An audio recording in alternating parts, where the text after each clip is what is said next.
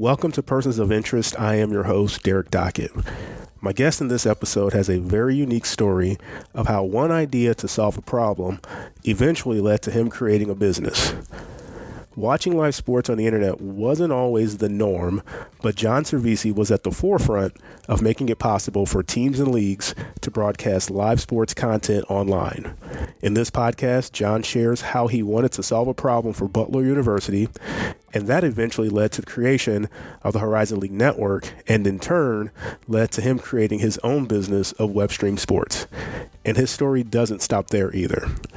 This is John Servizzi on Persons of Interest.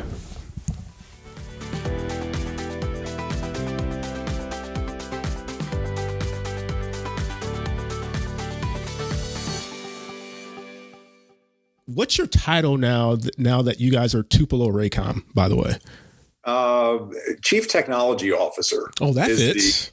It's very, very, very official. I think my business card should fold out though, because I'm also a senior floor sweeper, doer of all things that need to be done. I've never been a big titles guy, but my boss likes CTO as my title, so that works. Nice, I like it. Well, John Servizzi, Chief Technology Officer, easy for me to say, at Tupelo Raycom, but You just said it right there. You sweep the floors. You've done it. I've seen you run camera before. I've seen you do replay when you guys have done events at the Valley. But my question is, how did it get started for you, knowing that video production or live sports production was something that was of interest? And I guess let's start this. Was that always the thing that sort of you were interested in? Yeah, I wasn't.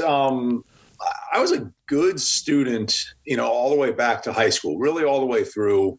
School always came easy, but I wasn't necessarily a motivated, forward-looking kind of student. I wasn't all that interested in college, to be honest. Really? I knew I was going to go, but I wasn't one of those people that went out and looked at schools, okay. Thought a lot about it. It didn't stress me out. It just felt like what was going to happen after high school. So, one of my teachers, former baseball coach, he was a friend of the family, grew up in the same neighborhood, the whole thing. There were a lot of connections. He kind of got me started on the TV side. He asked me to announce play-by-play on a public access station while I was a junior in high school. And so I announced the football game as a junior and kind of fell in love with it. I still have the tape somewhere. It was abysmal. It was honestly, and even people that saw it then, it was not good. But it lit a fire, and it was one of those things that once I did that, I had to be doing TV. And that was it. I mean, it was just kind of, I found it, and it was something that I always wanted to do. The really interesting part is the guy that was in the truck producing for that first game that I ever did, Jake Jolivet, is now one of Fox's lead producers. He was actually the tape producer for the number one NFL team with Troy Aikman and Joe Buck and Aaron Andrews. So he's a guy that's kind of gone really high level. The guy that keeps me humble, because no matter how good I think I'm doing, Jake's still running laps around me. So nice. It's good. Nice. So you do PA, and that's funny because I talked to Tom Ackerman here in St. Louis, who does KMOX, and he started the same way. He did PA at a high school football game and fell in love with broadcasting and play-by-play and all that kind of thing there. So it's funny you start the same way. So what then leads into you having an interest behind the scenes? Or was it, you said it was abysmal. Do you realize you didn't want to be in front of the camera? You wanted to be behind the camera? Well, what I realized pretty quickly, and this is, I went on a college visit. My parents took me to see a concert in Indianapolis, and the tag to that was, we're also going to stop by this place called Butler, that your guidance counselor says is a good school for broadcasting. And I was like, yeah, fine, as long as I get to go to the concert. Really didn't have a whole lot of interest. And honestly, the campus at Butler I didn't feel it. I was there and I was like, yeah, this is fine, whatever. Butler had an old TV station at the time that I was looking and forced to look, I guess. And it was off campus down at 28th in Illinois, downtown Indianapolis, 20 blocks from campus, basically. And it was a dump. And I got in there and I fell in love with that place because it was pretty clear that it was students that were doing the work. Yeah. And it was one of those programs that, they were keeping a TV station on the air, broadcasting 17 hours a day. And it was students that were doing, all of it. There's guidance professionally, but they were letting kids get on the air and make mistakes. And I loved it. And so I was hooked. And at that point, really didn't have much interest in Butler, but had so much interest in that particular program. And didn't look anywhere else, didn't apply anywhere else, didn't do anything else. And from then on, I was going to do this. On the sports side, I got involved with the sports lab and producing Butler football and men's basketball, right off the bat freshman year. And I realized I had a better shot of being the ball than I did at announcing. And the people that were good at that, the people that were even marginally good at that, ate, slept, drank sports. Yeah. I mean, they knew everything about everybody. They were talking sports constantly. And to this day, I'm still in the same boat. I'm not all that interested. I love sports. I love athletic ability. I love watching people do what they do. You're not doing the deep dive. But I could care less about stats. I could care less about this player versus that player. I learned what I need to know to be conversational. I can talk about some favorite players and things like that, but don't make me tell you anything about their stats because I have no idea. But the guys that were good and the ladies that were good at what they were doing, they were different. I mean, they were just completely different. And I found that where I was on the TV side was more in the technology. That was what I got interested in. And I could speak that way about a beta deck, and I wanted to take it apart and put it back together. And I wanted to see how this camera compared to that camera. And so they were comparing, top running backs in the NFL. And I was comparing, Sony's line versus Hitachi's line. And that was kind of where I was. So it made sense.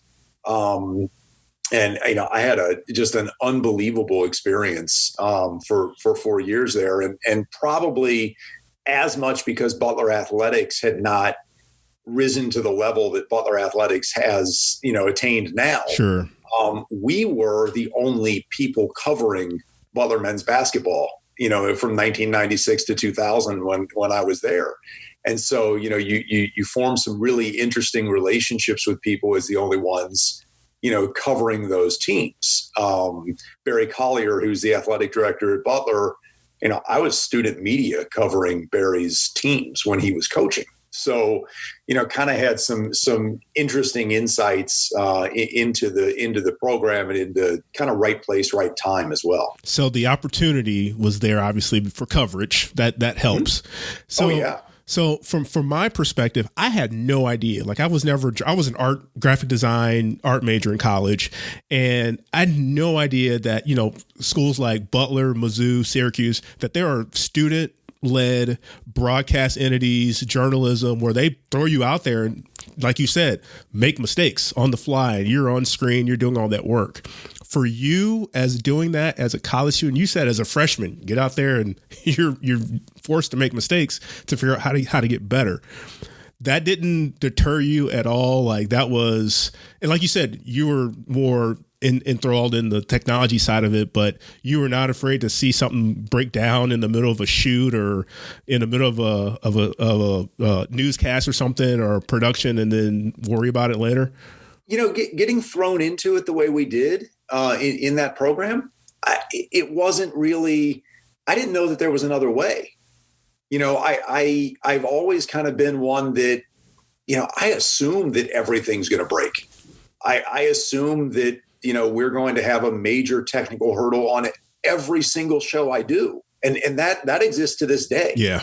and I'm on shows now that have, 6-figure budgets, and, all of the finest people in the industry, working on some of these shows, and the best truck vendors and the best of everything. And I still just assume that things aren't going to work. Yeah. And, you're never disappointed. And in some ways, I've always kind of been motivated by that moment when something doesn't work. I get as nervous to this day, regardless of what position I'm on a crew, even if I'm just the executive in charge, even if I'm just the empty suit running around, looking important on a show.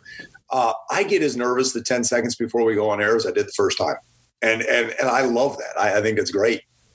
So I can remember you telling me at Butler, I guess when they got upgraded video boards and things like that, that you were sort of on the scene there, helping them integrate that technology. And have you graduated at that point? Are you at that point where you're sort of working in a production standpoint? What's your role at post college when you're doing things before you start up with WebStream and Horizon League? So let me swing it back a little bit. Okay. Halfway through my first year at Butler, and I don't want we don't have to go. I'm not going to give you play-by-play on all. No, you're good. You're good. But halfway through the first year, a really kind of major thing happened. Both of my parents lost their jobs. Kind of unfortunate circumstances for both of them, and neither of them was it their fault. They're downsized, and then things changed, and they both lost their jobs.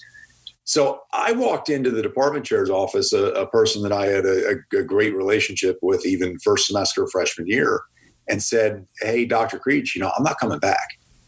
And, explained to him the situation. And he said, no. He said, no, that's not acceptable. You'll be back. And, he made the phone calls that he needed to make. My financial package changed magically.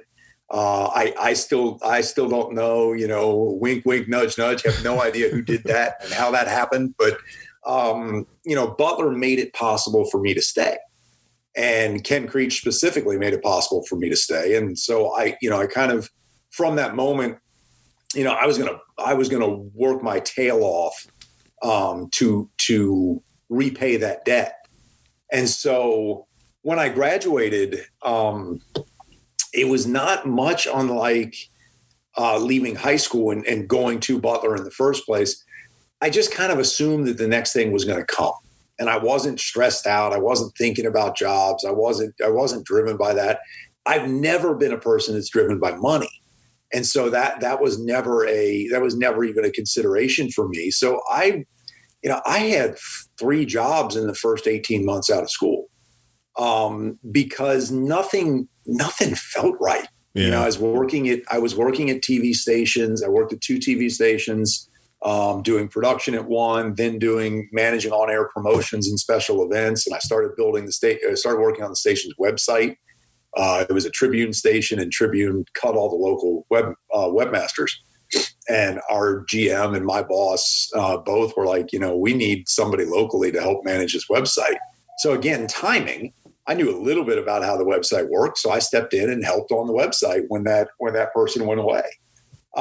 Still had no idea what I was really doing, and then took a job at United States Synchronized Swimming. And a not as a swimmer, right? No, thank God. But again, that same piece, because I didn't care what the sport was. Yeah. I respected those athletes tremendously. I mean, those women and this guy named Bill May were absolutely incredible. I mean, they were amazing at their craft. It was beautiful. They were athletic. It was wonderful. Respected the heck out of what they were doing, but didn't really care. It was just another sport. It was another thing to do. But it kind of synthesized everything that I wanted to be doing. I was working on a magazine. I was managing their website. And I was starting to do some, a little bit of thinking about some production stuff for them. And, what could we do?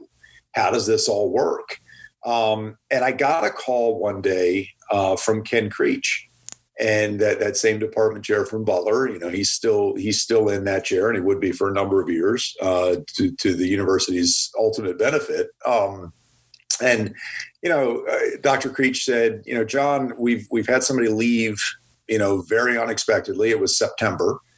And, we're 2 weeks into the semester and I am at an absolute loss. And, I'd like to, talk to you about it. And my response was, well, sure. Let me put some thought into it. I'll think of some people that might be interested. I'll make some phone calls, whatever you need, I'll help. And he said, no, you're not getting this. He said, I want you to come back. And I was like, well, I've been out for like a year, what could I possibly, some of these people that are still in classes I was friends with, how is that going to work? And he basically said, trust me, you'll be great at this. This will be, this suits you. I'm telling you, you'll be really good at this. And I didn't ask any questions. I don't think I knew how much money I was going to make. I don't think I really knew what the job was going to be. I knew that was the guy that took care of me, and I couldn't say no. I wouldn't say no. Yeah. It wasn't even an option.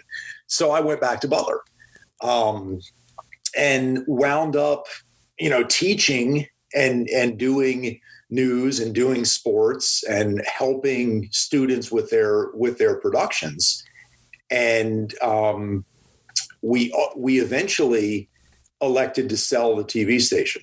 This was as HDTV, as digital television was kind of coming around. The university was never going to spend the money that it was going to take to keep that station on the air, but the license in Indianapolis was extremely valuable. Yeah. And so, the decision was made, I think a really brilliant decision, to go ahead and sell that paper and, take that money and ensure that the university and that program would be able to continue, well into the future. And so that decision was made. Well, now the athletic department is looking at it going, wait a second. And this is crazy to think about because this is Butler. Butler now looks nothing like this. Right, but the athletic department basically says, well, wait a second. What in the world are we going to do? This is the only media covering our teams. This is going to be a major loss to our efforts. This is how we sell tickets. We put games on TV and they're seen in Indianapolis. And this is how we remind people that we're here. And I remember at that moment saying, well, what if we stream them? What if we put them on the internet? And it was like, what?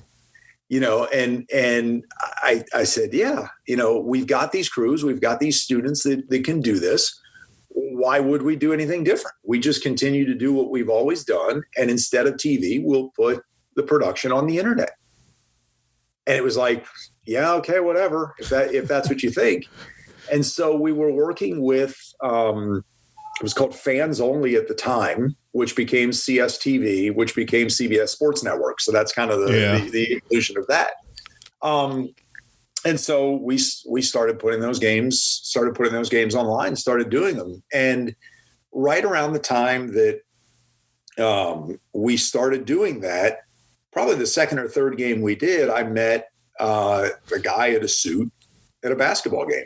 And if you've got a suit on at a basketball game, you're important. I had no idea who the guy was, didn't care. He was a nice guy. He was incredibly interested in what we were doing.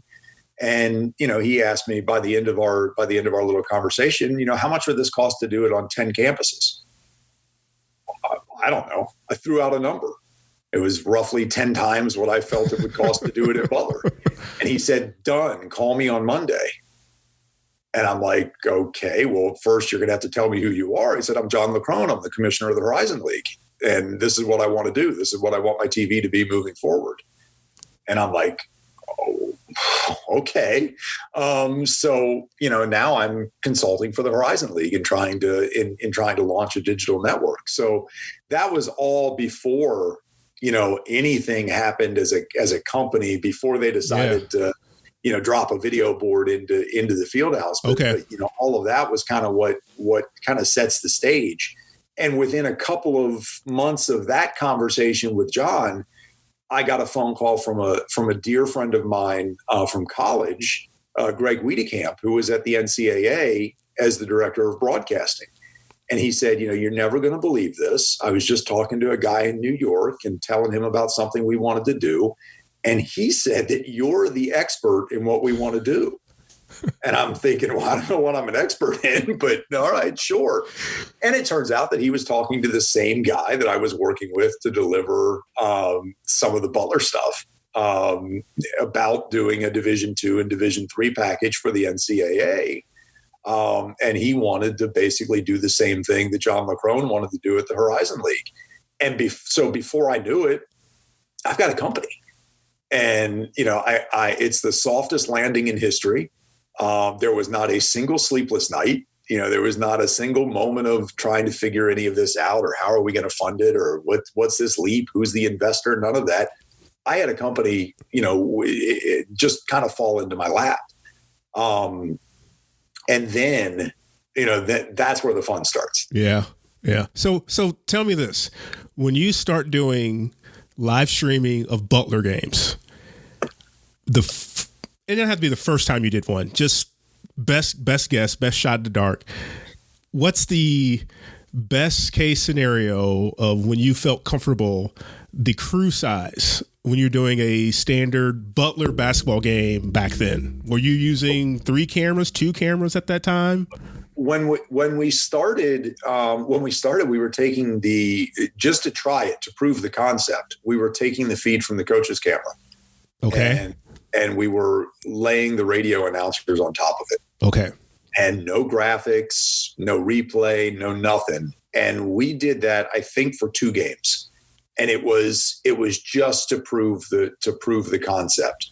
And somebody on a message board saw it, found it deep buried in the website, and outed us. And then suddenly it was like, oh, there's 50 or 60 people that are watching what we're doing. And, before you know it, the questions begin. Well, why can't we get the score on the screen? Okay, well, we'll do this. We can get the score on the screen. We got the score now. Where's the clock? And once you have the clock, well, now how about instant replay? I want to see that. I want to see that shot again. So it just snowballed into, okay, now we're going to do a full show. Right. And again, we had the crew. So it wasn't really that far of a cry or long of a drive. It was just, I knew that's what I wanted to do. It was just, how fast did we have to do it? Yeah. And John LeCrone at the Horizon League is now, driving and saying, look, all 10 of our schools are going to do this, and they're going to be 3 camera shows, and they will have the score on the screen, and they will have the clock on the screen, and, and we'll build from there.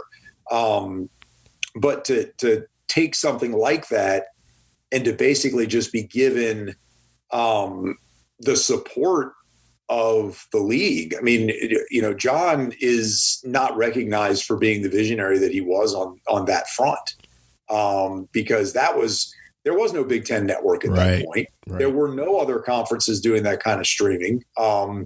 John said, look, I'm spending all this money on TV and I don't even get a rating. I don't know if anybody's watching this. We're not able to really sell into it.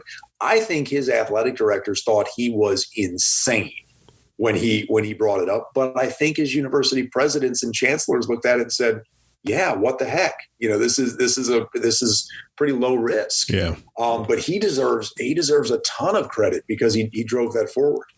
So I remember watching some Horizon League games, and you used a platform called Ustream that had you could literally scroll back in time. It had a DVR feature built in, and you built this out with 10 of them, and it eventually became where you could click on, Horizon League had a page, and Butler, Loyola, Milwaukee, and there could be 5 games on any given night, and you click on one, you'd see it, and it's like, all right, I'm done with that one, click on the other one, you can see it.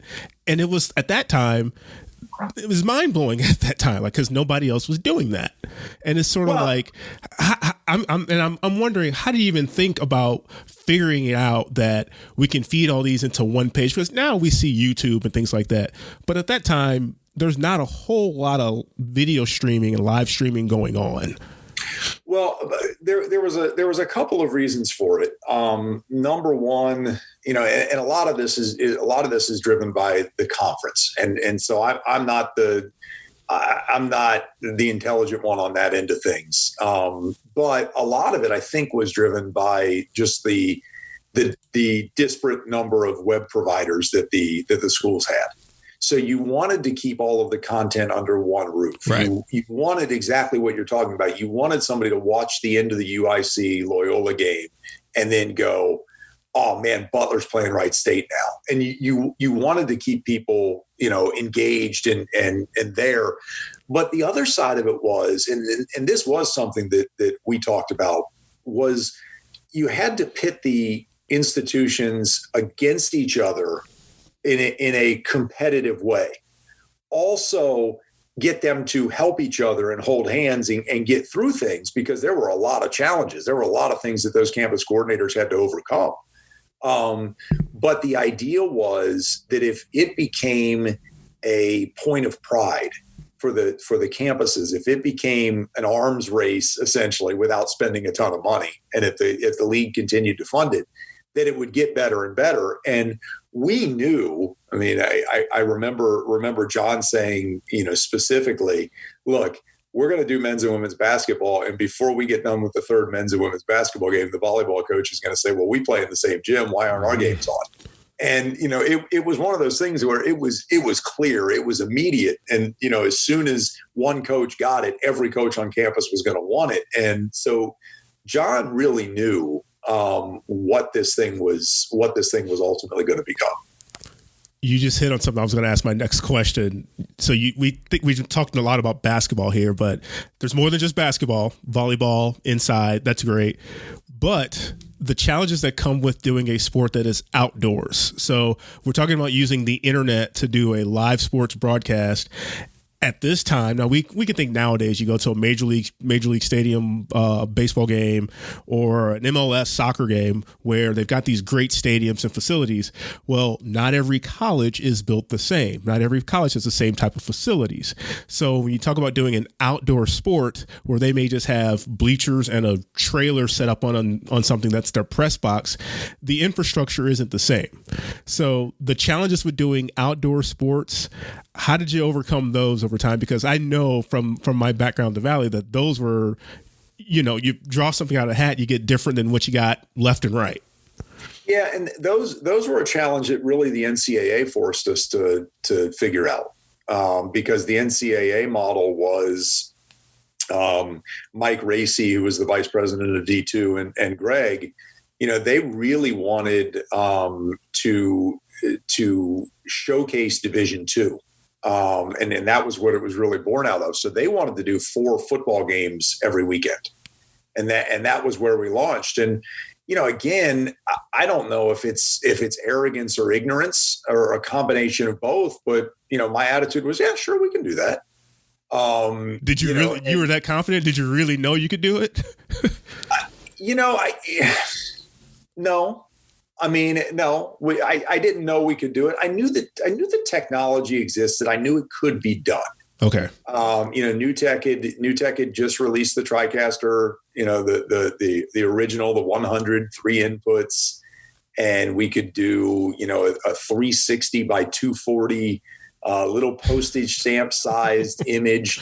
And, the biggest thing, we didn't really think about, what if it rains? Because you don't think about those kind. You think that everything's going to be perfect weather, bright, sunny, wonderful, and you're optimizing for that. And then you realize, oh goodness, we're going to have to figure out what happens if it rains. The hardest part, though, 2006, 2007, the hardest part back then is we don't have bandwidth at these places, right? So we're making decisions, and the NCAA is making decisions based on what schools could promise that they could deliver bandwidth at the press box. And Derek, we're talking about we needed 500K. We're not talking we could do what we did in 2006. We could do on any cell phone of anybody listening right now. Yeah, I was going to say, and it's amazing. The bandwidth was just, now we're talking to, I had a conversation yesterday for an event that we're going to try and do that, we're talking a gig of bandwidth. And I'm just kind of chuckling to myself thinking 14 years later, I'm getting a gig. Yeah. But their attitude was basically, oh yeah, of course we've got that. No problem. it's funny. Just, it's amazing. Yeah, that's funny. So, okay, going to jump into, so now you've got this company named WebStream Sports. Mm-hmm. And all of a sudden now you guys are not only doing just the Horizon League, but you've got the Missouri Valley Conference, you've got these other schools. I think you may have had the West Coast Conference, and you guys are doing, pre, post, live, special events. I mean, media days. It was exploding. Mm-hmm. You have, from your background at Butler, the students there that are coming into the career field, like, hey, if someone's talented enough, you've got a pipeline there. Yep. The talented students at Ball State, I've seen a lot of their work, and they continue to put out great work. So you're starting to really pull in there. Did you have what was it the thought process to give those folks after graduation opportunity to get into career field, or were you just looking to hire who you could, or was it a conscious effort to get the college, graduate, here's an opportunity? Well, you go to what you know, right? So when it was time to hire staff for me, when it became, you really need to not pay these people as contractors. They really need to be staff people, and you need more consistency, and you need to be able to rely on them. And the only way you can rely on someone and being there for you when you need them is to put them on payroll. Sure.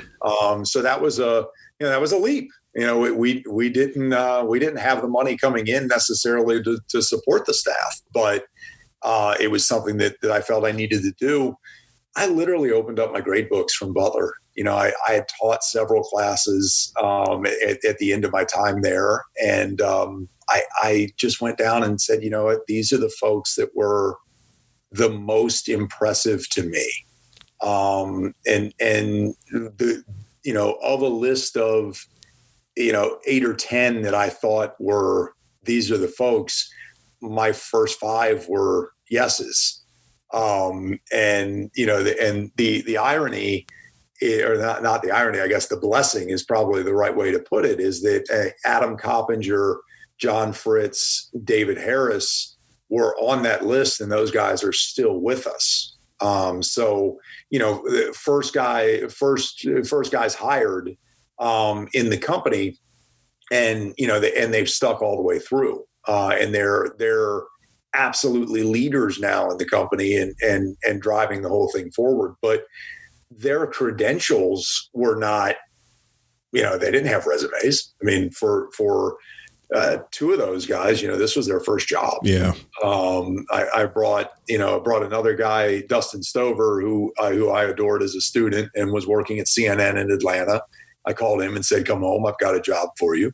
And he just left us, probably 5 years ago, to do something more 8 to 5. He's less of a sports fan than I am, so that made perfect sense for him to head to the hills.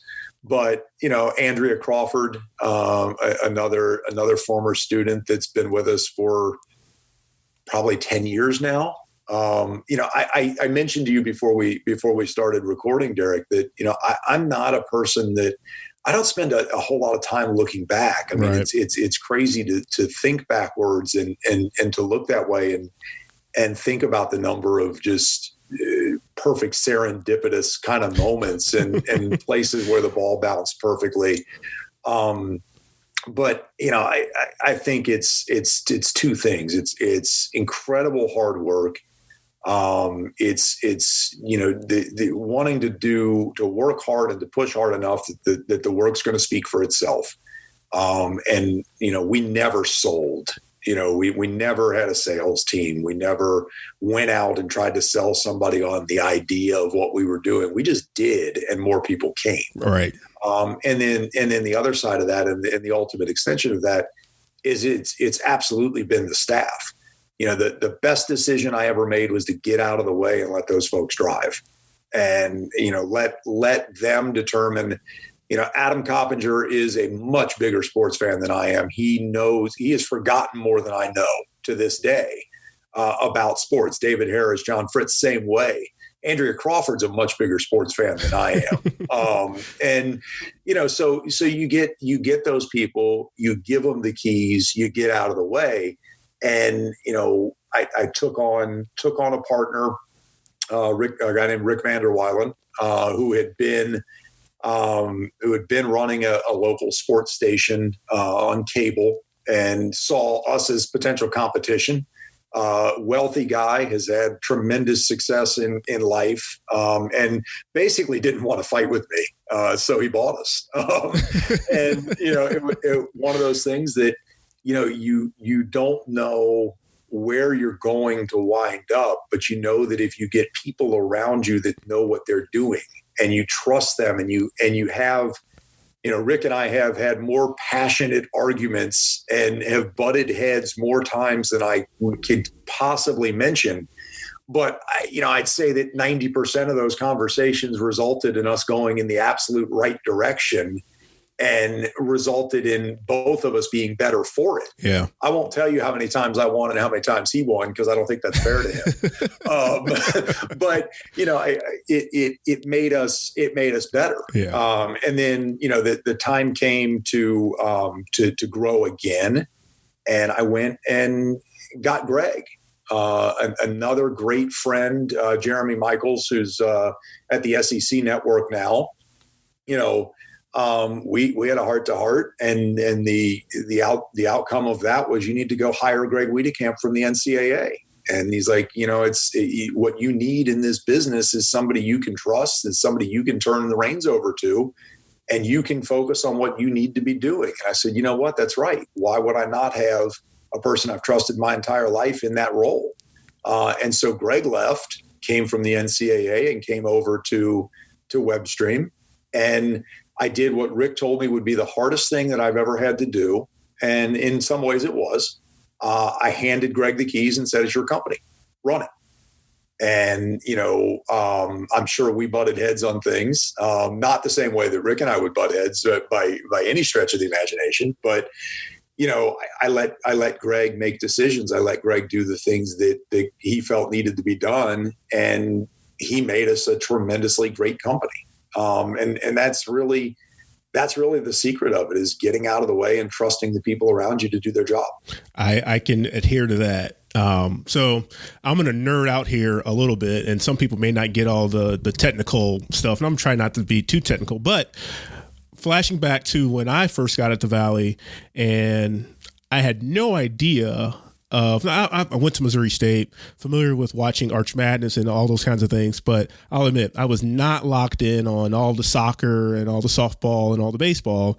And when I got there, it was like, okay, you're going to be this guy that's going to work with these folks. So whatever you need, you talk to them for these things. So it's like, all right.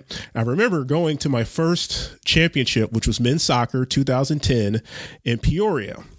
And I had no idea what I needed or what I needed to ask for. I'm like, all right, well, we got this new website called Valley Live, and this is what we're streaming to. So what do you guys need me to do? Or, well, we need the push points, and we need this, and we need that. I'm like, all right, I don't really know what that is. So I'm going to go email this guy that built our website and have him send them to you.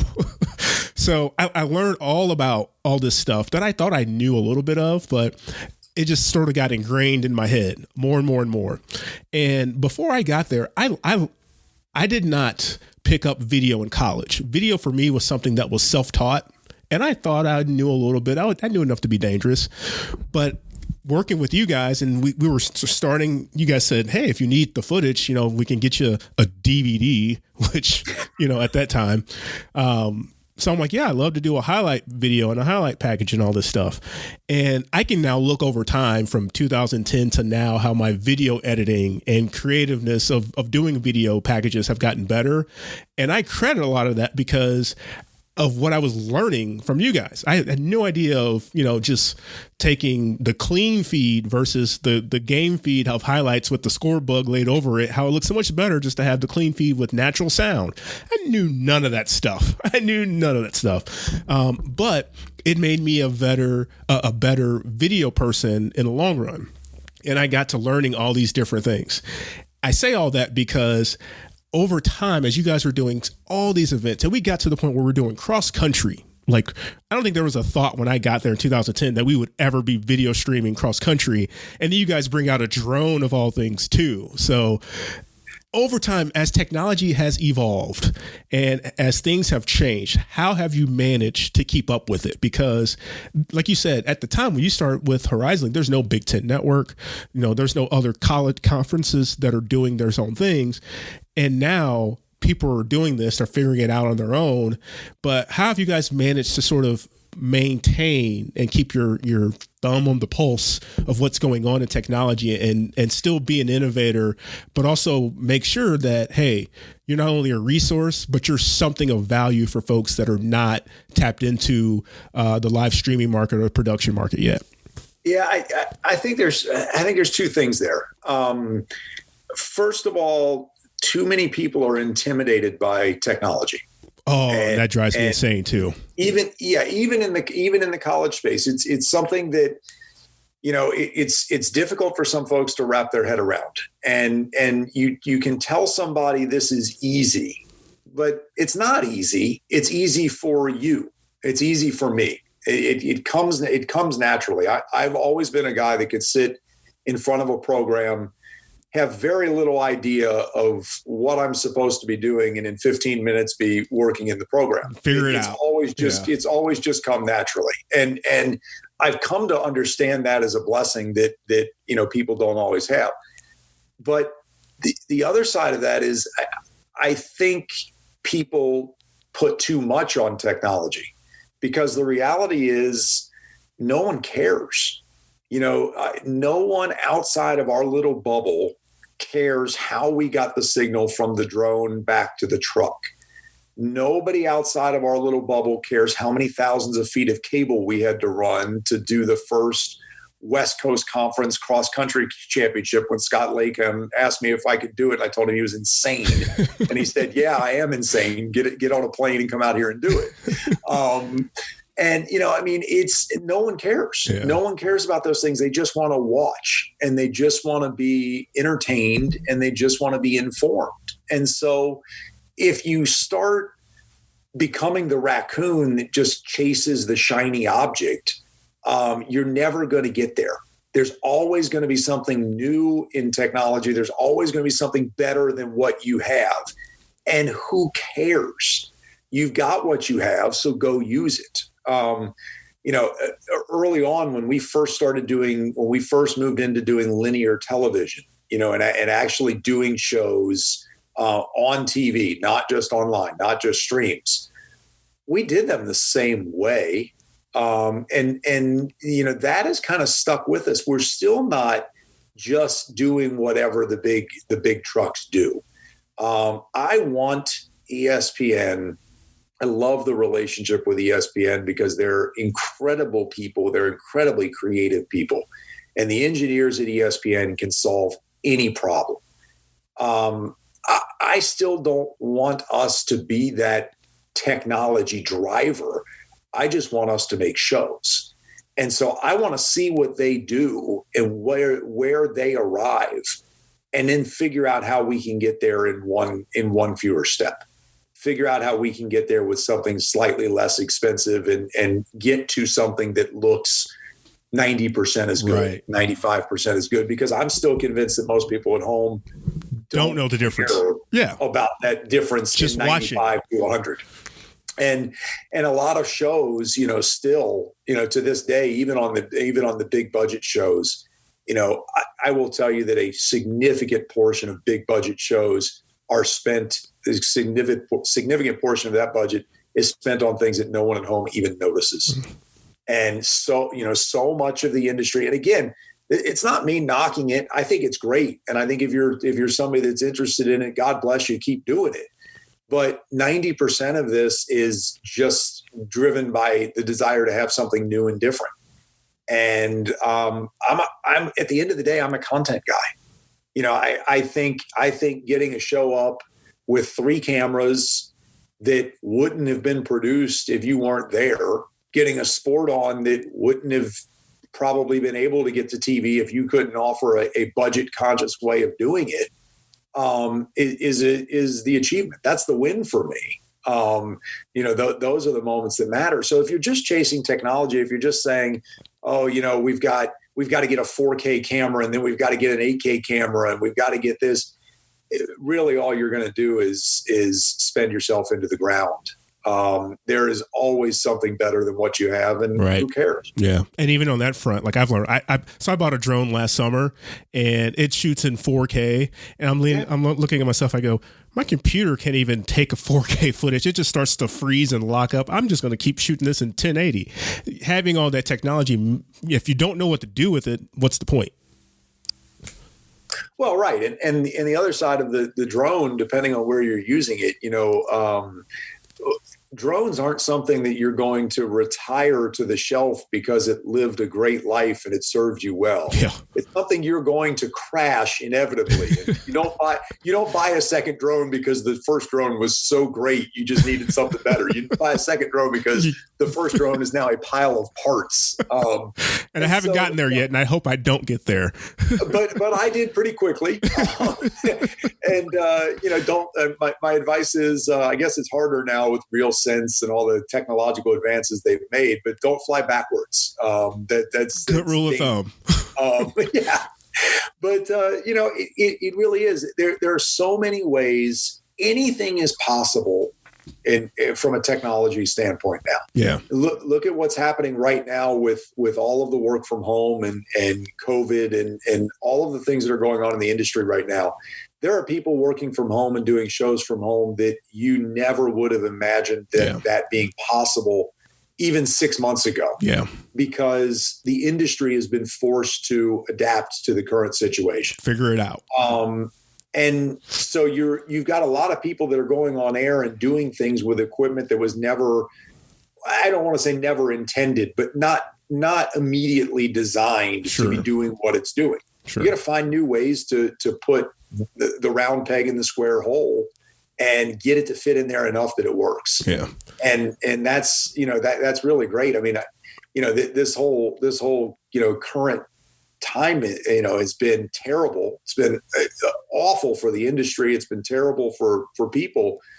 But the side of me that was first motivated in doing WebStream is kind of reinvigorated by this because we've been solving problems again. I was going to say, that's what you guys have done best. It hasn't just been throwing money at things. It's been getting resourceful and saying, okay, you've landed on a deserted island, and here are the 5 things you have to work with. How are you going to make that radio, Mr. Professor? And that's that's where we are. And so that's been a blast. Yeah.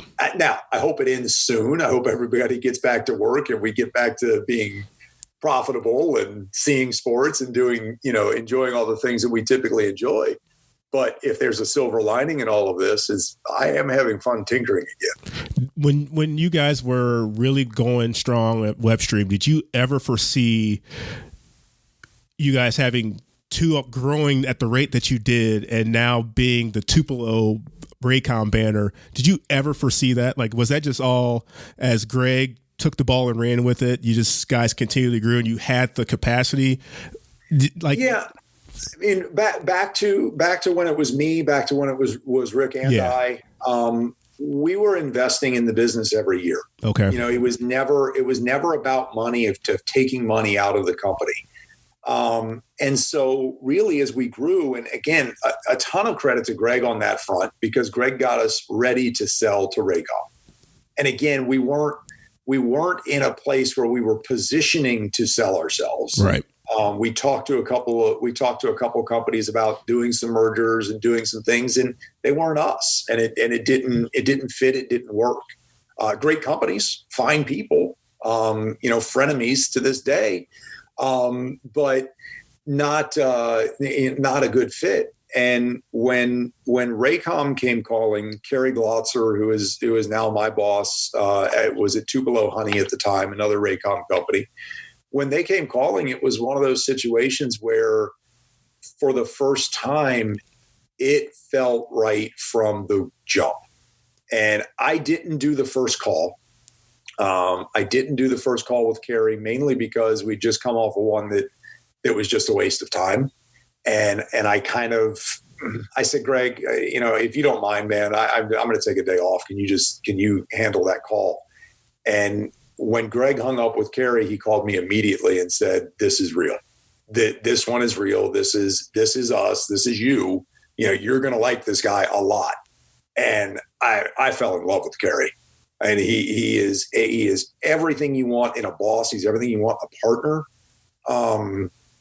And so it was amazing. And then you meet the next rung up at Raycom, the gentleman that at the time was number 2 and soon became the CEO of Raycom, Pat LaPlatney, who's now the co-CEO of Gray. You meet Kerry, you love Kerry, you meet Pat and you go, oh, well, Kerry's as good as he is because he's got a guy that's that's the same way. Right. That is visionary, but is also incredibly kind, incredibly just good people, genuine and, sincere in everything and honest, honest even when the news is not good. And so, from those first conversations, it was like, man, whatever it takes to make this work, I want to make this work. And, the point for me became, it still wasn't about cashing in. That part was great, no doubt. But it really was, I had taken the company, I had bought Rick out at that point. He retired. I had taken the company as far as I could possibly take the company. And so you look at a person like David Harris or Adam Coppinger or John Fritz or Andrea Crawford, that group that's been there forever. You look at Greg Wiedekamp and you go, you know what? I can't give you guys what you're going to need going forward out of my own pocket anymore. This isn't going to work. If we're going to grow, if we're going to go next level, we need somebody. And boy, are these the right people. And, so that was absolutely, it's coming up on 5 years now that we did that. And it was absolutely true. I had a really good friend at Turner Sports that gave me some advice on selling. He basically said, you've got to be prepared that you could sell this thing and you could absolutely hate the new existence. And so in selling a company, you've got to be willing and understand that you may be walking away from that company because you may not be a great fit for them. They might not be a great fit for you. Yeah. It's a little bit like dating, you may find out very quickly that what you thought was love was just infatuation, and it may fizzle very, very quickly. And I thought that I was right. I waited, the first year it was a constant, okay, this is good. But every time there was a moment of even hesitation, a moment of questioning, it was like, oh, is this going to be the moment that I realized that this was a terrible idea? And every single time, Kerry, Pat, Paul McTeer, who ran Raycom, every single time the decision was right.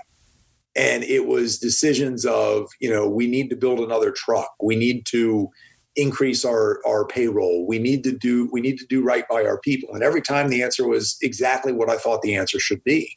And it was genuine. It wasn't me arguing. It wasn't Kerry arguing. It was, yeah, you're right. That makes perfect sense. Grow this company, do your thing. And so that comfort was, amazing. And now we're, a year and a half, I guess, into Gray, into being a Gray company after Gray Television buys Raycom, publicly traded, large broadcast company now, not having the benefit of being able to meet the people at the top of the company before the sale.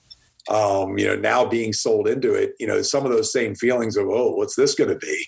And then realizing that the people that run Gray are just as good as the folks that ran Raycom. That's great. And, being in the middle of this current pandemic and having your CEO openly, stating we're going to take care of our people. We got through the last crisis. We didn't lay anybody off. We intend to do the same thing here.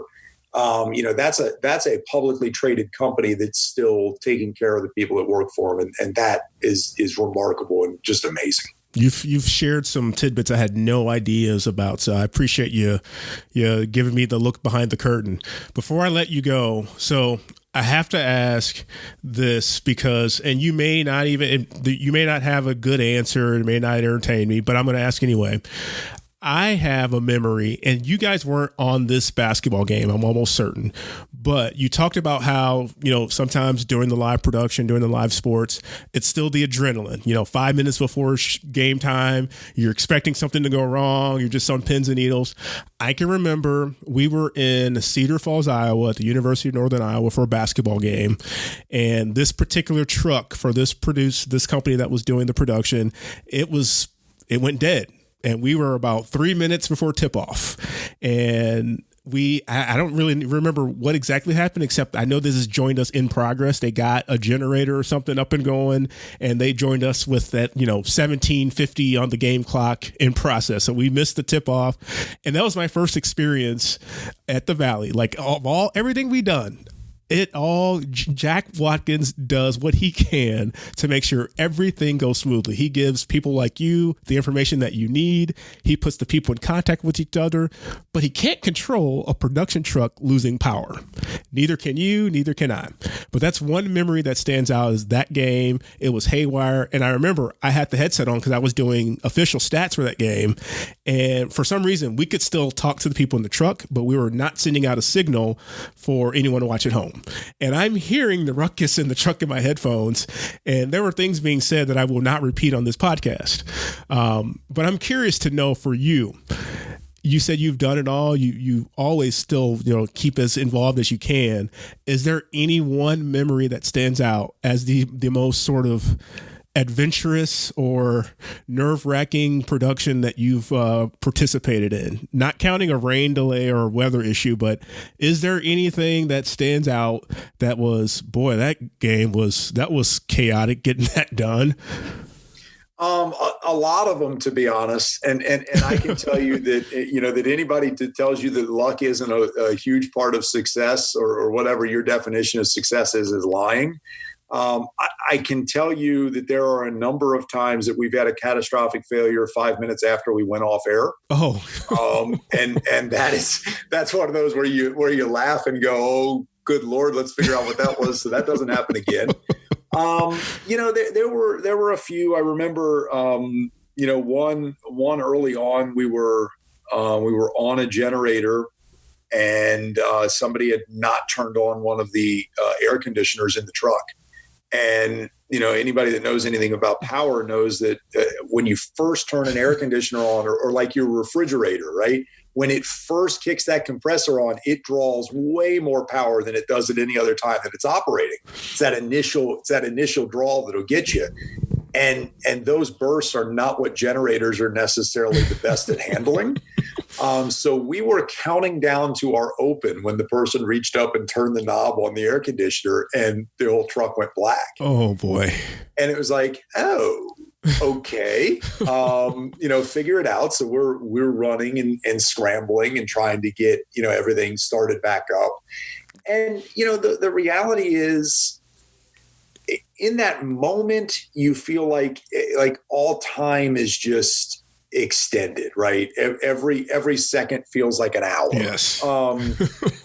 But once you kind of get to it, and once you've been doing it for long enough, you never are happy that it happens, but it's one of those situations where it's just like anything else in life. It's just like anybody else's job. There are days when things don't go the right way. And you've got good people around you, and you come back to it when it isn't screaming at each other. It's screaming with each other and doing everything that you can as a group to right the wrong. And we've gotten to the point where I think we're a lot better at dealing with those things. And one of the pieces that I've learned, and one of the pieces that I try and, impress on the staff at every opportunity is do your job. And, when everything is burning around you, the only way that you can make it worse is by trying to do something that isn't your job, is by trying to fix something else, and then your job suffers as a result. So trust the people around you. No show is any better than the weakest person on the crew. That's always been the case. You're not going to have a great show if you can't trust the person next to you to do what they're there to do. And so you gotta do it. And if you know that they're weak and there's something you can do from your chair to make them better, to help them along, that's great. But especially in those times of struggle, you gotta be better at your job than you've ever been, because that's what's keeping you afloat at that moment. And so fortunately, I can't really think of a ton of them. I mean, I can tell you that. You don't want to have a ton of them, hopefully, right? No, you don't. But everybody does. Yeah. But I think part of it has just become that they used to bother me so much, and I used to get so angry and nervous about them, and now they're kind of water under the bridge. Sure. Because it's things that happen. And I can tell you, just a few weeks ago, at the beginning of the pandemic, I got a phone call. We were doing planning for a political show that I work on as a technical producer. And we were doing planning that, what happens if, we have to have a studio shut down, how do we deal with, how will we do this from home? And, this is before I think anybody on networks or the cable nets were doing these at homes. Got a call very, very late Friday night that I honestly didn't even answer because it was so late Friday night. Woke up Saturday morning to a voicemail that the studio we were going to work in on Saturday was closed. And they had a presumptive positive test, and they weren't going to allow anybody in. And so, you have mere hours to figure out how you're going to do a show from your host's home. And it is that desert island thing that I mentioned earlier. It's okay. Well, what do we have at the house? And luckily we had enough at the house. I had put some stuff at the house for other reasons, but had put some stuff at the house so that she could do some work from home. And we strung together enough and pulled enough bubble gum and tape together to make the thing work. And then we've been doing it for, I don't know, that was mid-March. That was March 14th. Yeah. So we've been doing it 6 weeks now. Yeah. Out of her house. We're now doing nightly shows out of her house. And each week it gets a little better. Each day it gets a little better, and we improve. And that's really all you can do. I mean, that's what everybody's trying to do, right? Yeah, absolutely. I feel like you gave me a bunch of words of wisdom that I could share with people here. Hopefully they take some of your, it's not screaming at you, it's screaming with you. I love that. Yeah. I love that. Well, sometimes I think that's me trying to convince somebody that I'm not screaming. So that's okay. That may be a big part of it. I promise I'm not screaming at you. I'm screaming with you. You're just not loud enough. That's a lesson I learned as well. I think that might have been my first year. I was on headset with an ESPN crew, and they were trying to figure out something, and I thought I was being helpful. And I said, "Hey, I've got this on my computer. I can send it to you." He goes, "Shut up! Just don't do that. We don't need that now." And it was like, "Oh, okay, never mind. I won't do that." One of the things that somebody told me, I used to scream a lot, and I still have my moments, but I used to be a screamer in the truck, and TV trucks are notorious for them. There are screamers all over the place. And somebody pulled me aside at one point and said, the people that scream are the people that are least confident in what they're doing. And I was like, wow, yeah, you know what? Yeah, you're right. And I realized, honestly, that part of the reason I was screaming is it was just in response to pressure. Yeah. And it was in response to pressure that I was putting on myself that I'm not sure anyone else was putting on me. Yeah. So there are moments where you look at it, you take the big picture. Adam Coppinger, who I've mentioned a few times, will always break those moments by saying, "Hey gang, we get paid to watch sports. How cool is that?" There you go. And it's like, you get that moment, that delivered message, and you go, yeah, that's right. There are people on assembly lines, there are people at offices that would absolutely kill to have the opportunity that we have every day. And man, don't take yourself too seriously. You're not curing cancer. You're not saving the world. You're just making TV.